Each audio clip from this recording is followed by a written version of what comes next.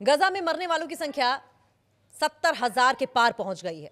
350 से ज्यादा मौतें हुई हैं। सीज फायर लागू होने के बाद अब भी मौतों का सिलसिला थम नहीं रहा है। बीते 10 अक्टूबर को अमेरिका की मीडिएशन में नया सीज फायर समझौता लागू होने के बाद भी मौतों का सिलसिला जारी है। दोनों पक्ष एक दूसरे पर डील की शर्तों को तोड़ने का आरोप लगा रहे हैं।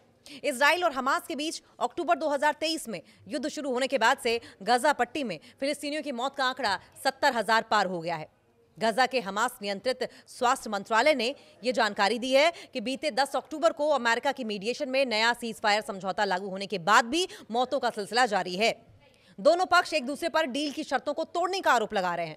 सीज फायर लागू होने के बाद अब तक गाजा में 350 से ज्यादा मौतें हुई हैं। एक अस्पताल ने शनिवार को बताया कि इजरायली फायरिंग में इलाके के दक्षिण में 2 फिलिस्तीनी बच्चों की मौत हो गई।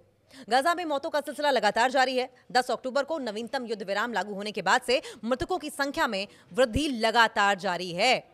इजराइल अब भी सीज फायर के कथित उल्लंघन के जवाब में हमले कर रहा है और उन लोगों के शव मलबे से बरामद किए जा रहे हैं जो युद्ध के शुरुआती दौर में मारे गए थे। गजा के स्वास्थ्य मंत्रालय ने एक बयान में कहा कि युद्ध में मरने वालों की संख्या 70,100 हो गई है। मंत्रालय ने मिनिस्ट्री ने यह जानकारी दी कि 10 अक्टूबर को सीज फायर लागू होने के बाद से इजरायली फायरिंग में 354 फिलिस्तीनी लोग मारे गए हैं। 2 साल से ज्यादा यह युद्ध चल चुका है। सीज फायर के बाद से गाजा पट्टी का इलाका गहरे मानवीय संकट से जूझ रहा है। गाजा युद्ध की शुरुआत 7 अक्टूबर 2023 को दक्षिणी इजराइल पर हमास के हमले से शुरू हुई थी, जिसमें 1221 लोग मारे गए थे। इसके साथ ही हमास के आतंकवादी 251 इजरायलियों को अगवा करके गाजा में ले गए थे। युद्ध विराम और दूसरे समझौतों के तहत लगभग सभी बंधकों या उनके अवशेषों को वापस कर दिया गया। बदले में इजराइल ने लगभग 2000 फिलिस्तीनी कैदियों को रिहा किया और सैकड़ों मरे हुए फिलिस्तीनियों की लाशें लौटा दी। 2 फिलिस्तीनी बच्चों की मौत भी हुई। एक अस्पताल ने कहा कि इजरायली गोलीबारी में क्षेत्र के दक्षिण में 2 फिलिस्तीनी बच्चे मारे गए हैं।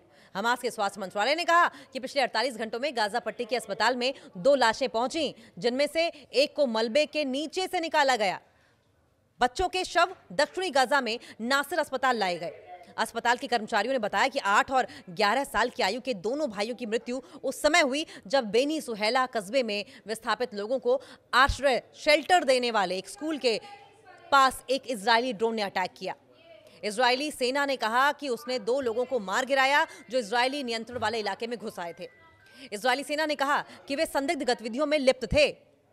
सस्पेक्टेड एक्टिविटीज में वो शामिल थे।